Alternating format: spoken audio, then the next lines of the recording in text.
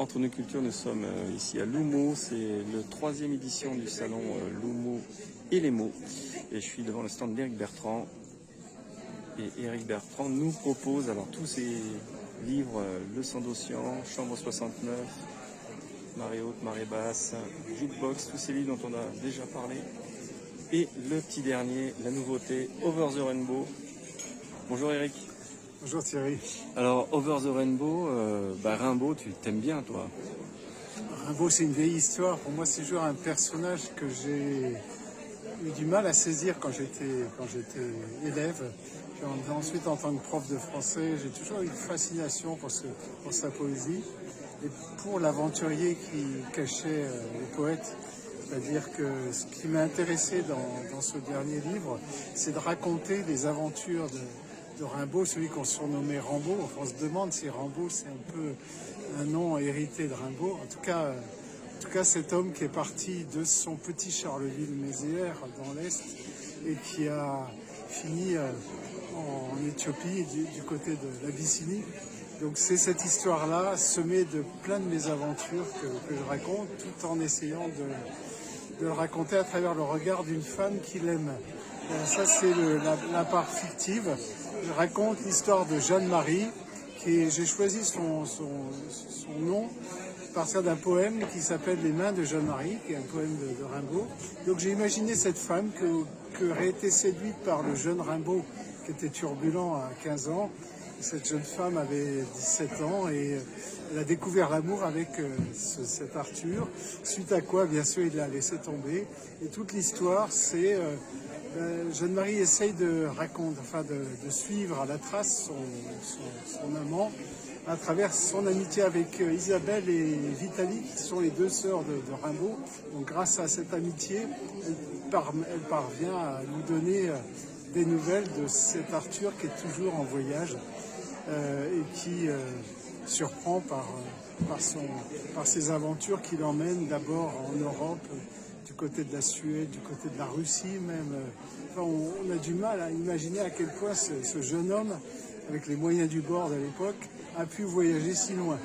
On le retrouve même légionnaire dans l'île de Java. Enfin, il y a vraiment des histoires assez... On le retrouve aussi travaillant dans un cirque, faisant des numéros de prestidigitation. Et ça, c'est en Suède, à Stockholm. Donc on découvre ça et Jeanne-Marie est surprise elle-même.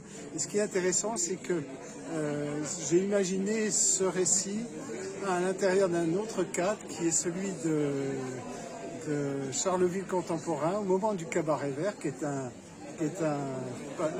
festival comme les Francopholies.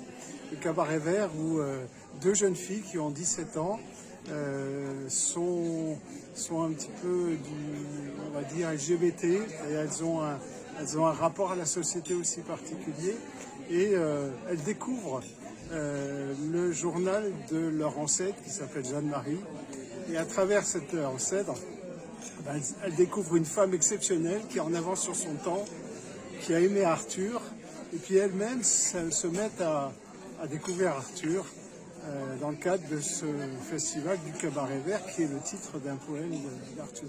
Donc c'est à peu près ça le contenu du récit. D'accord, alors pourquoi tu l'as appelé Over the Rainbow? Il y a un petit jeu de mots? Il y a un petit jeu de mots parce que c'est deux jeunes filles qui aiment bien la musique, qui écoutent des chansons notamment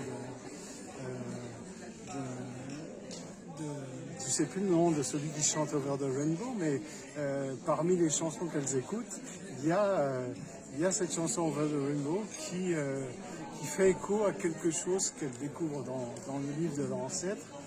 D'autant qu'il y a un autre chanteur qui les marque parce qu'elles l'entendent au Cabaret Vert, c'est Orelsan et c'est Gaëtan Roussel. Et une chanson de Gaëtan Roussel qui fait écho à un poème de Rimbaud. Donc tout ça se met en place dans leur esprit et ça leur ouvre des voies sur la poésie de Rimbaud, parce qu'elles se disent finalement c'est pas un vieux poète, c'est un homme de son temps, de notre temps, qui nous parle de nous. Et côté un petit peu aussi côté libéré de Rimbaud les attire. Alors, je ne vais pas te poser la question habituelle, c'est-à-dire pourquoi il est moderne encore aujourd'hui, Rimbaud, mais comment tu le qualifierais, toi, comment tu décrirais sa poésie, pourquoi il faut s'y intéresser? C'est une grande question qui nécessite tout le livre pour y répondre, mais parmi les éléments qui me sont venus assez vite à l'esprit, c'est le côté iconoclaste, c'est le côté rebelle du jeune homme qui non seulement se rebelle contre une société figée, celle de Charleville, mais en même temps qui se rebelle contre l'acte même d'écrire de la poésie. C'est-à-dire qu'il écrit des choses géniales, qu'il renie aussitôt pour aller plus loin. Et à chaque fois, on a l'impression qu'il pousse plus loin les frontières de son écriture, jusqu'au moment où il arrête tout, à 20 ans, et il part vers l'Abyssinie. Alors là, qu'est-ce qui se passe? Je me suis posé la question, quel poète reste-t-il de Rimbaud quand on le retrouve sous le costume d'un marchand d'armes, commerçant, vendant des étoffes, des parfums, vendant des armes un tyran, un despote d'Abyssinie. Qu'est-ce qui reste du poète qu'il était? Il y a quelques fragments quand même, et ça fait partie aussi du mystère de l'énigme Rimbaud. Donc c'est ça aussi que j'essaie de traquer dans les lettres que Jeanne-Marie découvre de lui chez ses sœurs. S'il n'avait pas été poète, il aurait pu être rocker, aventurier.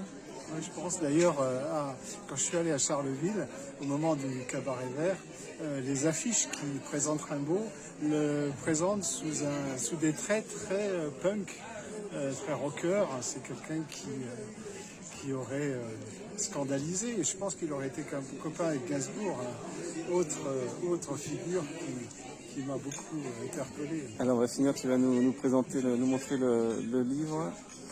Alors, c'est un roman, c'est un récit? C'est un roman. C'est un roman. Et on le trouve, alors tu nous dis tout, on t'écoute. Voilà. Allez, Éric Bertrand, Over the Rimbaud, édition Hello. Et ça vient de sortir, il est sorti... Il vient de sortir, donc on peut le trouver en commandant directement chez Hello, ou par le biais de mon site. Sachant que pour Hello, le distributeur qui l'achète ne sera opérationnel qu'en avril. La sortie officielle, c'est le 5 avril. Vous voyez que c'est tout nouveau. Tout nouveau. Eh bien, merci. Venez le découvrir ici en attendant, et puis on te dit à bientôt. Merci.